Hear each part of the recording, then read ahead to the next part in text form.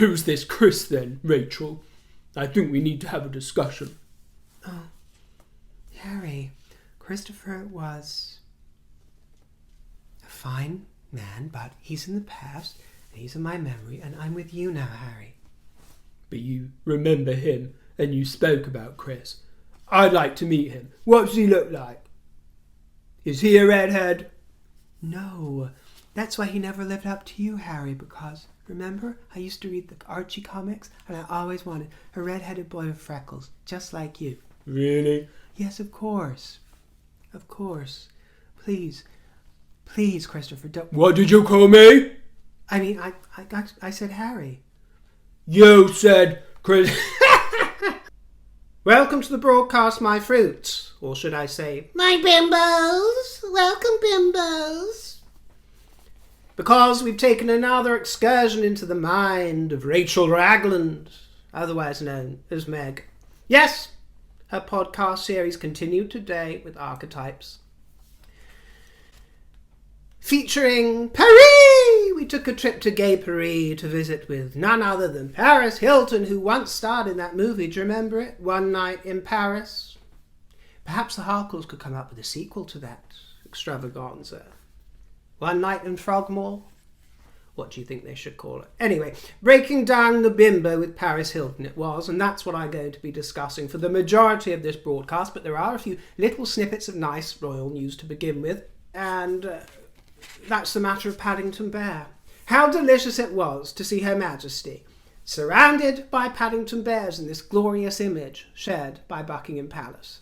Isn't it an absolute tonic? Another royal shining with the beauty of dusky autumn is the Princess Royal, our wonderful Anne, who is out and about today, awarding Daniel Craig with the Order of St. Michael and St. George. And this is incidentally the same honour that's held by the character that he plays, James Bond. So, life-reflecting art, isn't it, my dears? What a lucky man he is. This was in recognition of his outstanding contribution to film and theatre. You'll have to forgive me if my Ivana falls a bit flat during the broadcast, my dears. I need to get some scaffolding for it. Guess who's back? King Cozy Socks. How can anyone not find this man endearing when he's in his tartan and his cosy socks? Red tartan this time, accessorising with a thistle and a cup of tea. He was in Aberdeen to hear about how the city's providing a place for refuge for families in need. He met the team that's involved in delivering the council's resettlement programme, as well as some of the supported families from Afghanistan, Syria and Ukraine, who have settled into the Scottish city. But that is quite enough jollity, because we have very serious matters to discuss, presented to us by that highbrow, smart brain. Such a smart girl we're dealing with. Remember, she was not the pretty one at school. She was the smart one. And so she's blessing us with her podcast as we move into her world of breaking down the Bimbo with Paris Hilton. By the way, I've only stayed at a Hilton hotel once in my life. Never again. It was in Wales, Cardiff, I think. And I hadn't made the booking myself. It had been made on my behalf. And I can picture it now. It was so dated and so tacky. And it didn't smell very fresh either, to be honest with you. So I checked out and went straight to St. David's Hotel, which was much nicer, with a nice spa. So I've never had that great an impression. I hear that Hilton hotels were all the rage in the 1970s. And I'm sure there's some nice ones here, there and everywhere. But that experience put me right off. I'm sure it's different abroad, but I never liked that. But I've got nothing against Paris Hilton. Meghan wants us to explore these labels of the dumb blonde and bimbo, as if it hasn't been done a million times, and as if people still use that word. I'm sorry, bimbo. I mean, I'm aware of the word, but I've got to be honest with you, and you can tell me if you disagree. I never hear anyone use that word, male or female, to disparage anyone. Maybe once every 10 years it might slip out of someone's mouth. Or even dumb blonde, or dizzy blonde. I just don't hear it in modern life. But I'm sure people might draw those stereotypical conclusions, as we do about most people and most things. And some of us find those stereotypes quite fun, but deconstructing it now in 2022, as usual, completely irrelevant, completely unnecessary. But she loves the drama, doesn't she? She loves the drama. Throughout all these podcasts, it's made crystal clear to me that we are dealing with somebody who has a very childlike worldview. Immature.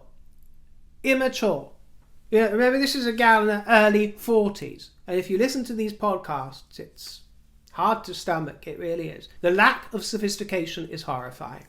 She sets the scene. It was a rare evening off for the Harkles, and she found herself, and she makes it very clear that this doesn't normally happen, but she found herself channel hopping. Probably between The Crown and Oprah Winfrey. A rarity in the household it was. With 2 kids under 4. She makes it plain to say.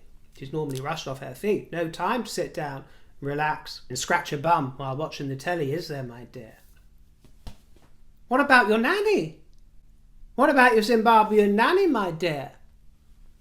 How can the kids keep you rushed off your feet when you've got her and Doria at your whim?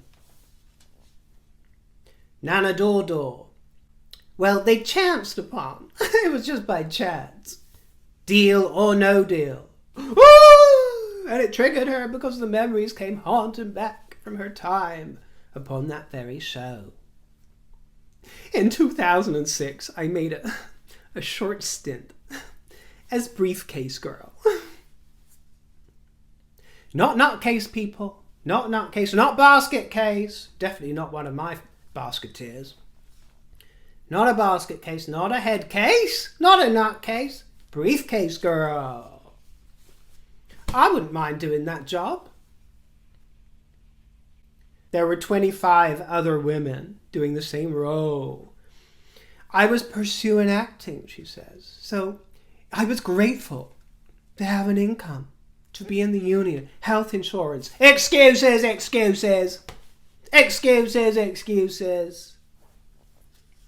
If you were so serious about your craft, Rachel. Hey, can you imagine?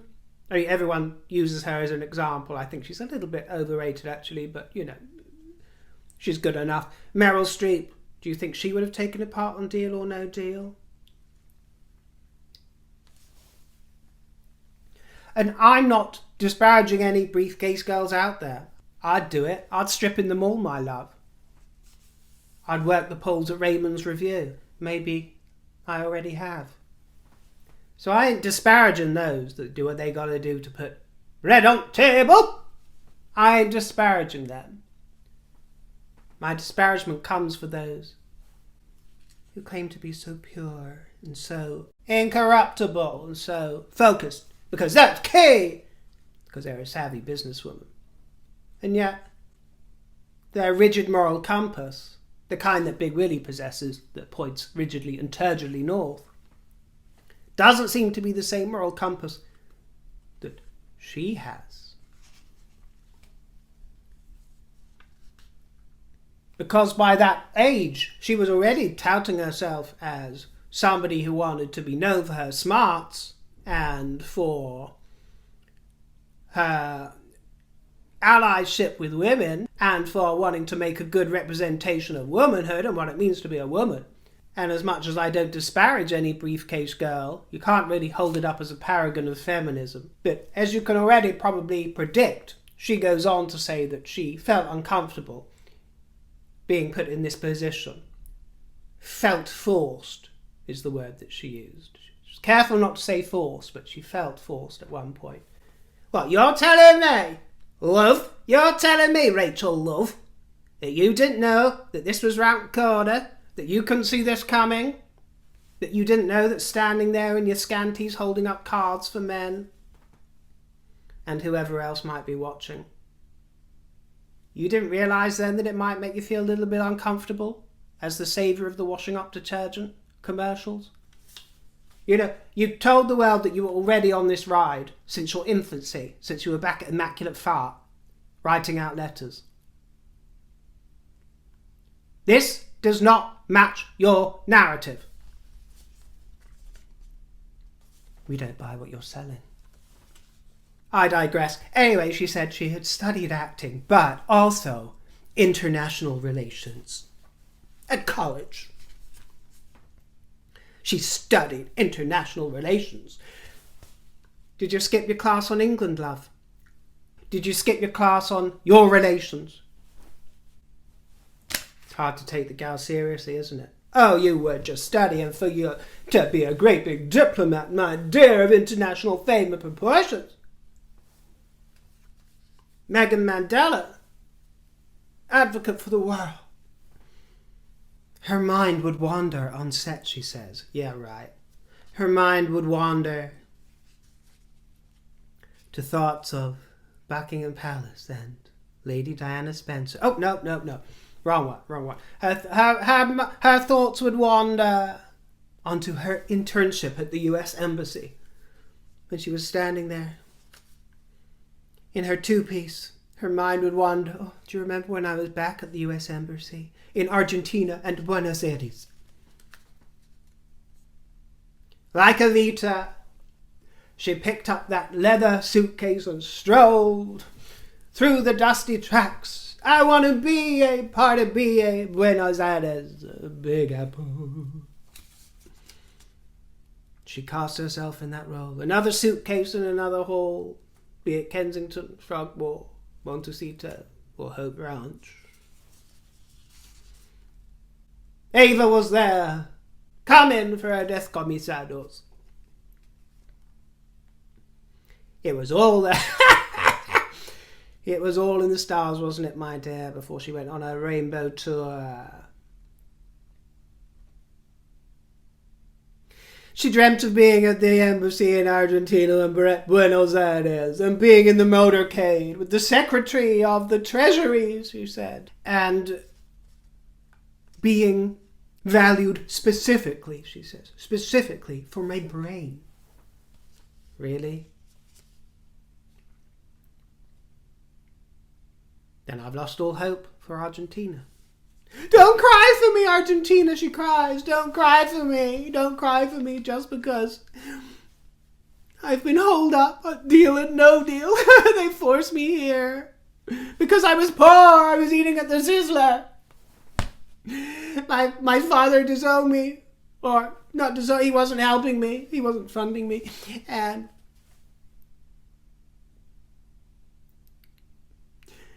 I was just left to wail in the corner in my bikini about Argentina because they took me seriously there.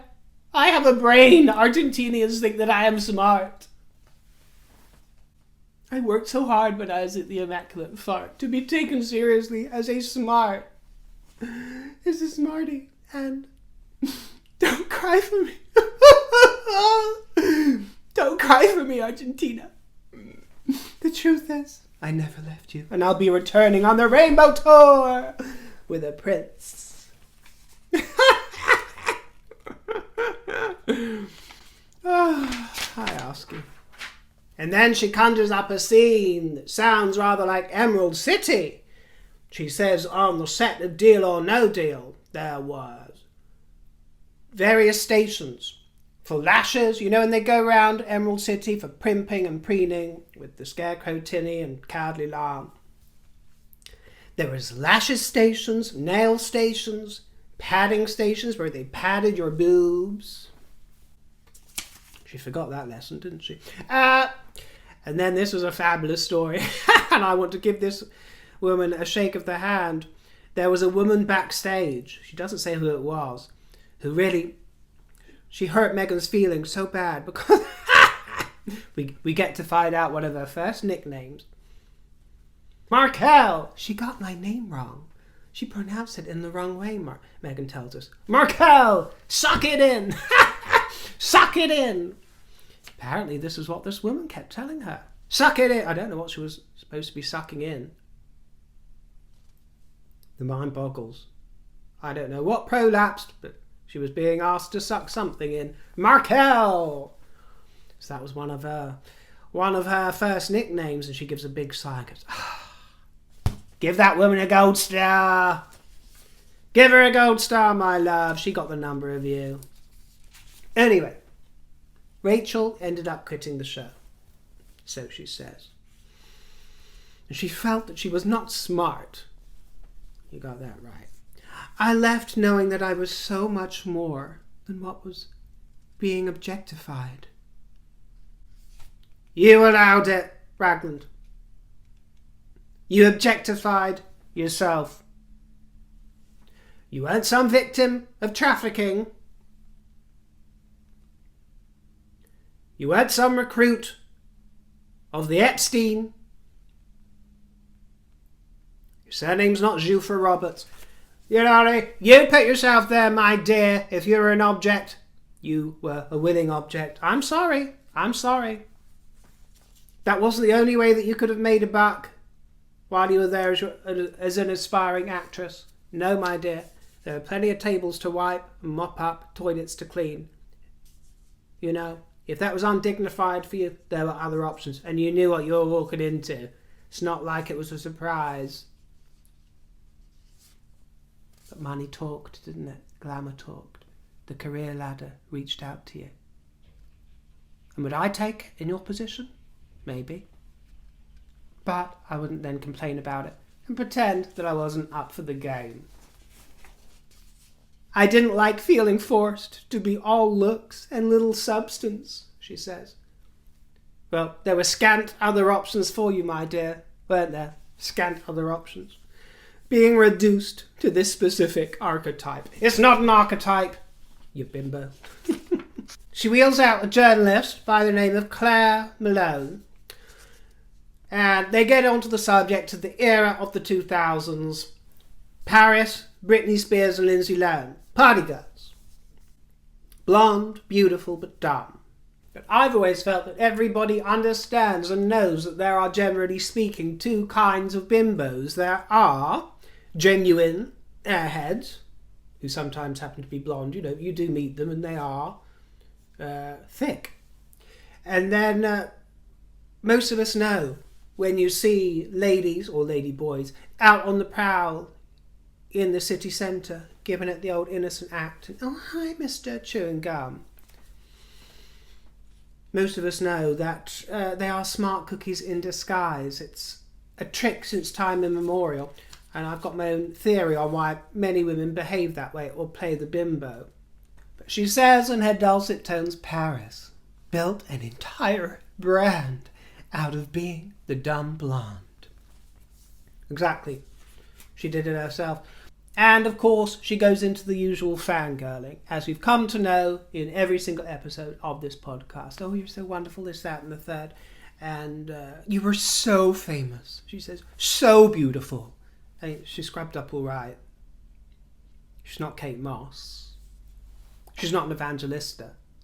She's a Hilton. You were so famous, so beautiful, and so influential. And Meghan claims that she was nervous about meeting Paris. I was more nervous about meeting you, Paris, than anybody else in the podcast series because I was a nerd at the time when I was young. And so much of Paris's identity was about not leaning into being smart, the way she phrases things. Instead of saying that Paris's identity was about being dumb and being a dumb blonde, she has to dress it up with, it was about not leaning into being smart.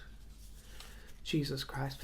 Paris also claims that she was nervous to meet Meghan because we haven't met before. All those people she's met throughout her life as the daughter of a Hilton. All those parties. All those boys and girls. All of them, but she's in a jitter to meet Ragland. But she says she listened to Serena's podcast. Oh, so that would have put you off, wouldn't it, my dear? No, apparently that charmed the bees out of the trees, and she loved her. I loved you. You're a girly girl, so cool.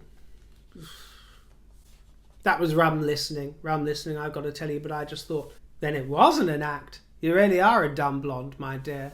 The image that you conjured up for yourself was actually true. Or, and I think this might be the most likely scenario, she was peeing on Meghan's leg and telling her it was raining.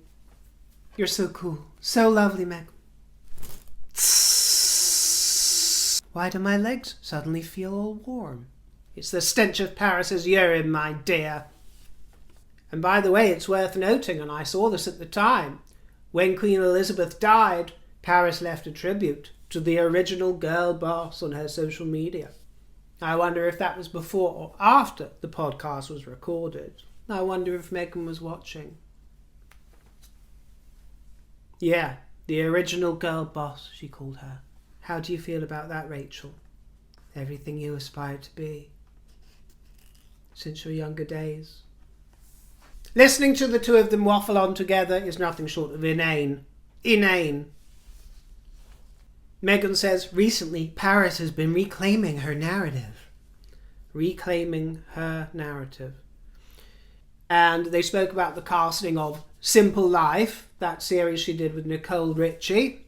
And she said it was at that time that the producers suggested to her that she play the rich dumb blonde to Nicole's troublemaker. Well, Nicole Richie was quite forgettable as well, I think so. They could have cast Raglan in that role, couldn't they?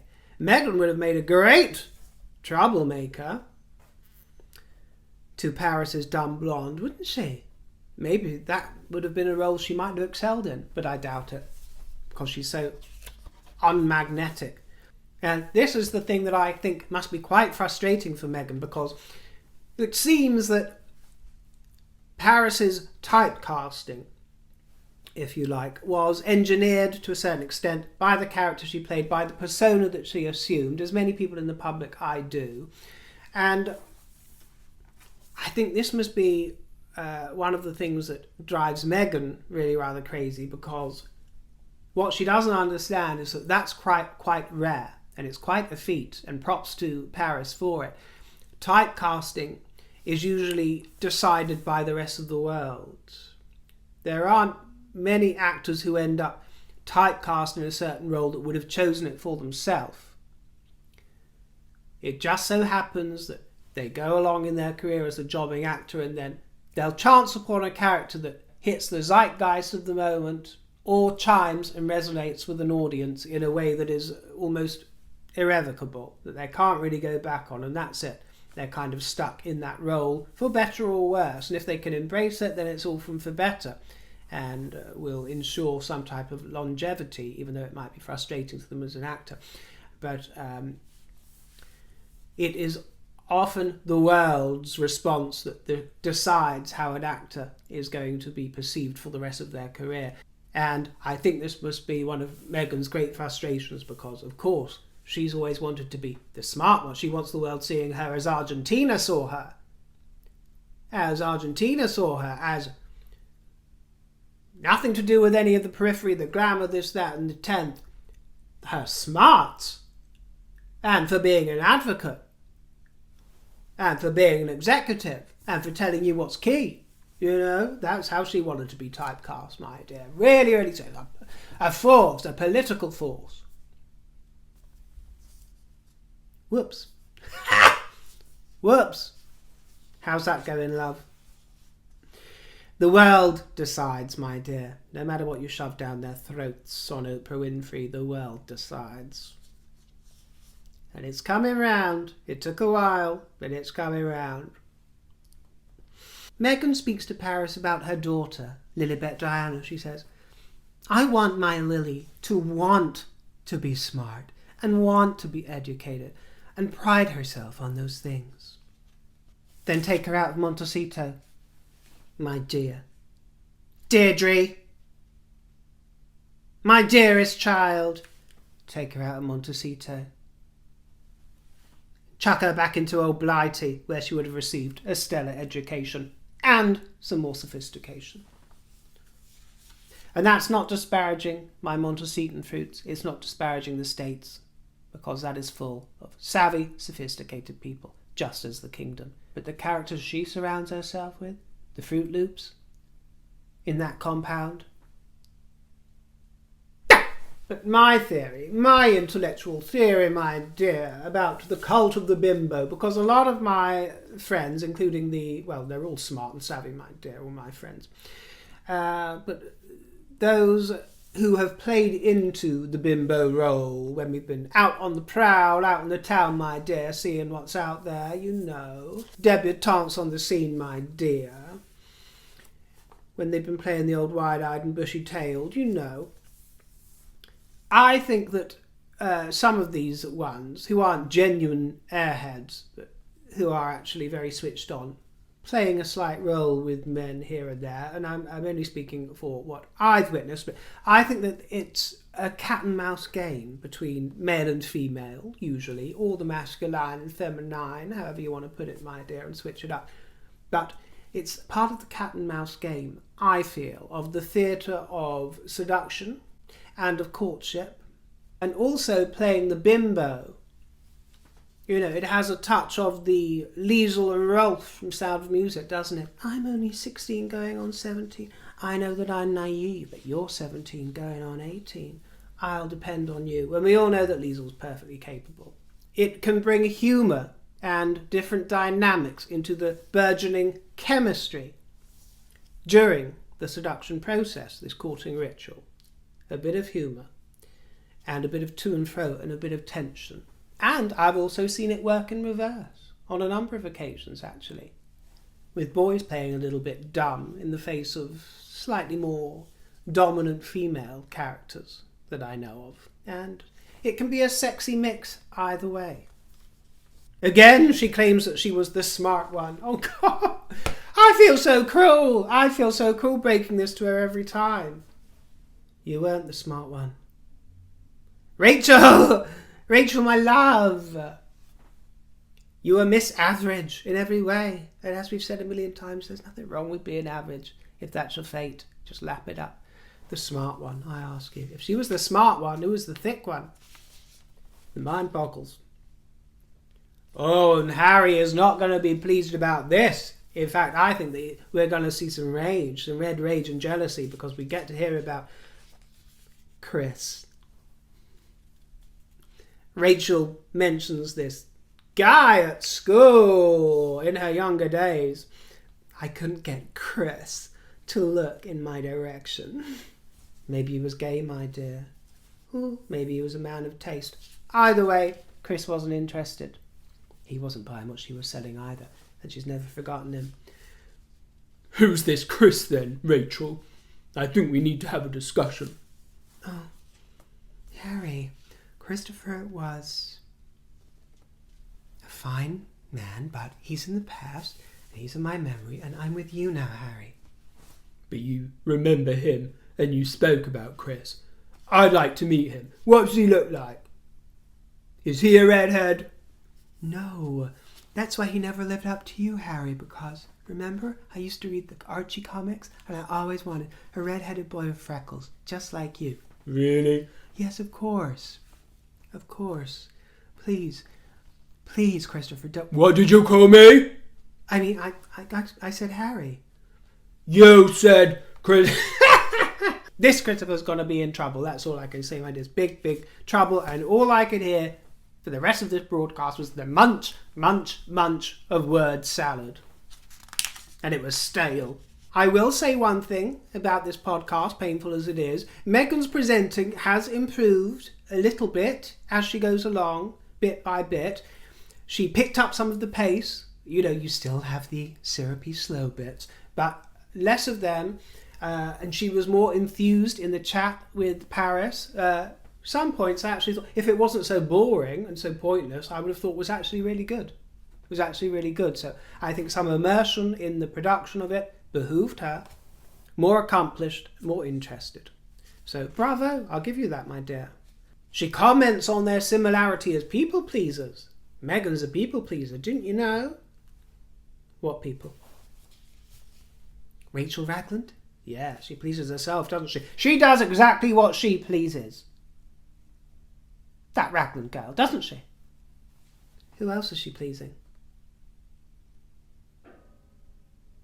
The Prince and Princess of Wales?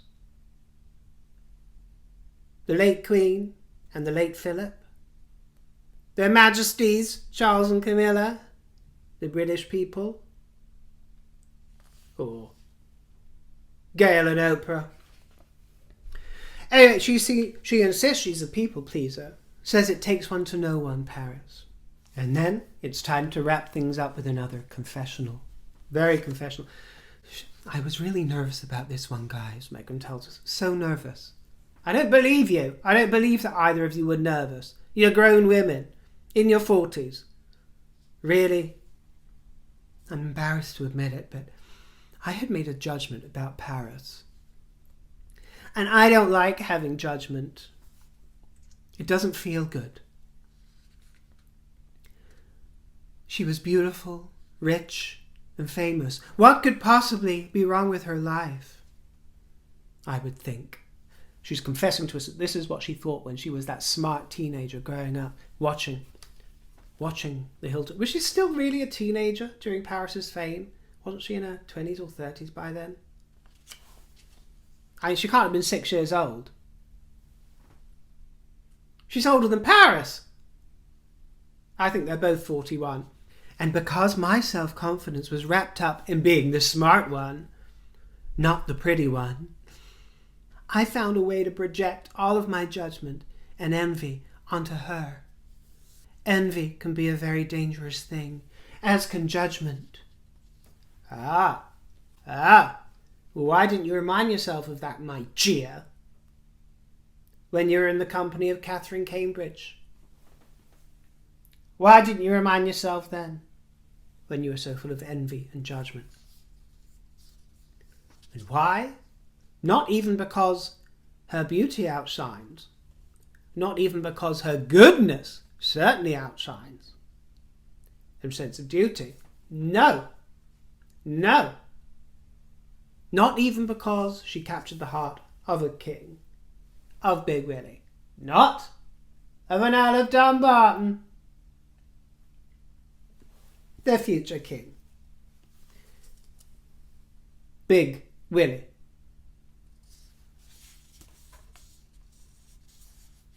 Not second seat has. No, my dear. You were envious because Catherine had the gift of smarts, which is the gift that you claim you had. You weren't the pretty one. Oh, no, so you say. No, you weren't the pretty one. No, you weren't the ugly one. You were in the middle, as you always are. And that's a fine place to be. What's wrong with centre ground? Embrace it. But you found out when you were in Old Blighty in London, you found out that Catherine was smart as well as beautiful. And that's what you couldn't handle. I'm ashamed to admit that I harboured either of those feelings. Well, you do harbour them, don't you? Just like Martha's Harbour. The sea calls to you, like the pearl within the oyster. Until Harry came along, an ocean wave crashing at the bow. And you, my dear, were a galley slave, my love. Oh, we better not use that word or you'll come calling asking for reparations. Well, my fruit crumbles, do you feel fortified? Do you feel electorally stimulated? My dears. By the words of Meghan Markle, who's deconstructed the language, the English language. She's just deconstructing these words one by one. Snap them up, snap them all up again. Until she is completely derooted, deproblematicized every word in the language, and smashed through the archetypes to make this world a better place and have these conversations that are so needed. Well, I wonder what Spotify are thinking to themselves. I wonder if they got their money's worth from this pound of flesh. I've been trying to look into the ratings of the last few podcasts. Some of you suggest they ain't that good, but I would love to see it verified. And it seems that the Netflix project is facing some choppy waters at the moment as well.